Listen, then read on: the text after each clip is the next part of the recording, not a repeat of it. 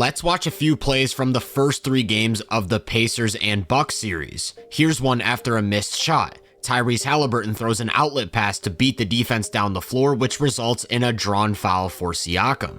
Or how about in the half court, where Haliburton receives a handoff, draws 2 defenders and pulls them away from the middle of the floor, moves it to the wing and immediately points back to the opposite side, indicating a skip pass, and the Bucks are unable to recover to an Aaron Nesmith 3.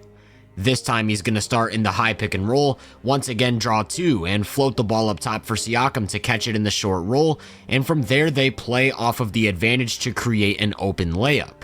This one's real similar, only this time instead of hitting the short roll, he fakes that pass while airborne before skipping it to the weak side corner, and one more pass ends up in the hands of Obi Toppin, who's got all the time in the world. And just for good measure, here's the play that put them ahead in the final seconds of Game 3. A pick and roll where he once again draws 2 defenders, hits Siakam in the short roll, and with a quick extra pass, you guessed it, they're left with a wide open triple. That's 5 different possessions where the Pacers got basically the best looks you can ask for. A drawn foul, an open layup, multiple uncontested threes, and each one of them started with Haliburton creating an advantage. You want to know how many stats he recorded during those plays? 0 points, 0 assists, 0 shot attempts. Through 3 games of this series, he's averaging 13 points and 12 assists on 48% true shooting, which about 99% of NBA fans would look at and make the argument that he hasn't performed up to par. I feel completely different though, and would say that his playmaking has basically been as good as it gets. It may not show up on the box score, but it definitely shows in the type of shots that his team is getting. It all starts with his ability to push pace. After missed shots, his teammates all know to leak out, and he'll hit them with pinpoint outlet passes before the defense can ever react.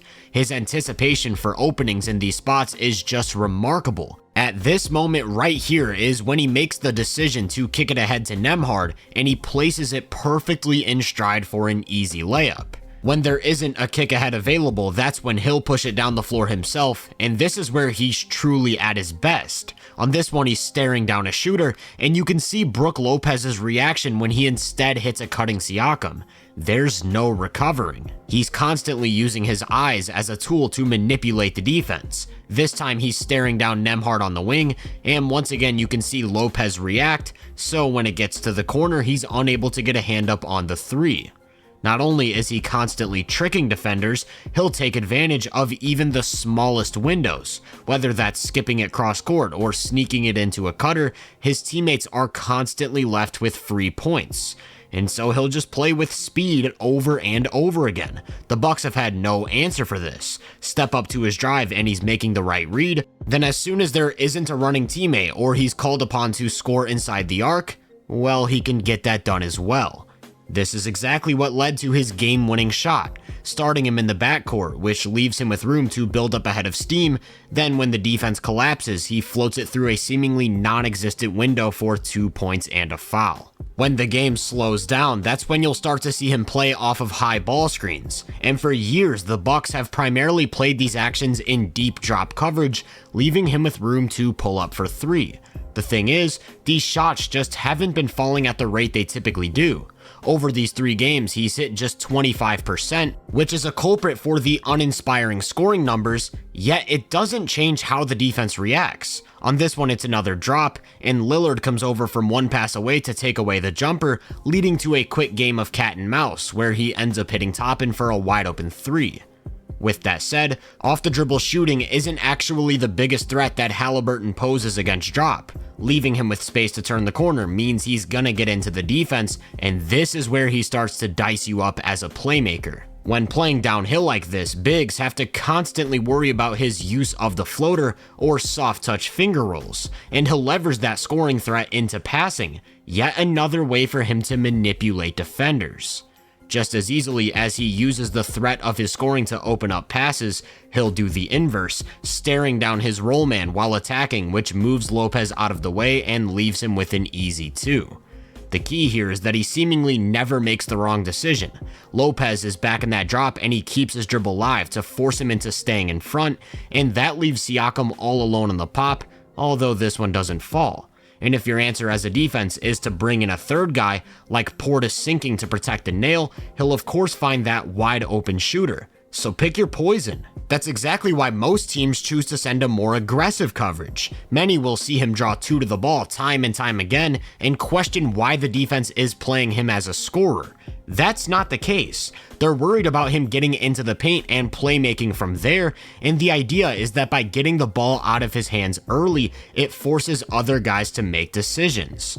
While that can be the case, he's one of those rare passers who often doesn't need a connector. Most guys would see this double and immediately give it up to the short roll. What Haliburton sees though is a shooter in the corner with nobody to close out. He's super patient with his court mapping in these spots. Again, he could give the ball up early, but waits to see how the rest of the defense is going to react and then throws a dot to one of his bigs down low. Much of his ability to make these reads comes back to his manipulation. This one is just ridiculous, leaving his feet and waiting in midair for Portis to commit to either the roll or the shooter up top, and at the very last moment giving it up to create a shot at the rim.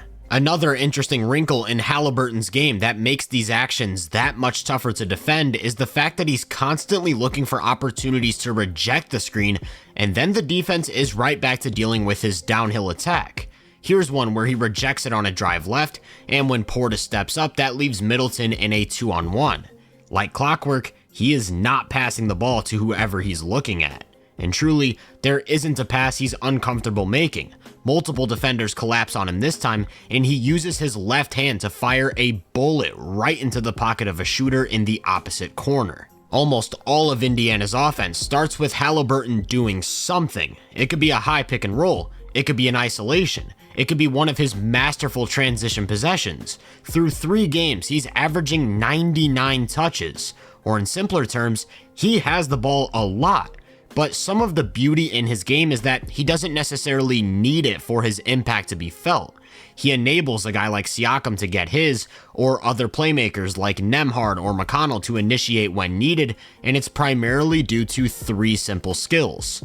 First is of course his shooting.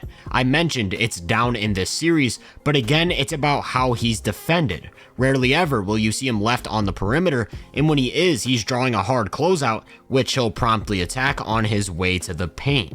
There's also his extra passing. At one point the Bucks went to a zone to protect the paint, which doesn't work when there's a guy on the wing just hitting all of the soft spots. There's also one other thing that I think has stood out, the fact that he's been crashing the glass. Milwaukee's defensive backcourt is incredibly weak and continues to miss box outs, which he took advantage of for 5 offensive rebounds in Game 3. Basically, what I'm getting at is that in addition to the high-powered on-ball offense that he's able to generate over and over again, both in transition and in the half court, he's no stranger to the little things. Quick attacks off the catch, timely extra passes, a good screen or an offensive rebound, and when it all comes together, he really unlocks this team in a way that not many others could do. We know about how good they were in the regular season. In this series, they've produced an impressive offensive rating of 124.1 with Haliburton on the floor, and that's while shooting a considerably worse percentage than they usually do from 3.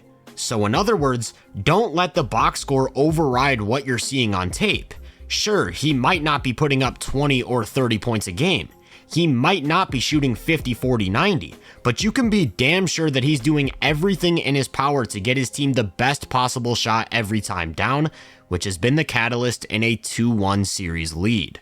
If you enjoyed this breakdown, make sure to drop a like, subscribe, and turn my post notifications on to be first on more content.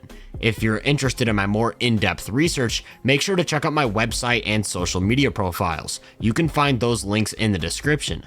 Feel free to let me know down in the comments what you think of Haliburton. As always, I hope you all have a great day, and I'll catch you guys in the next one.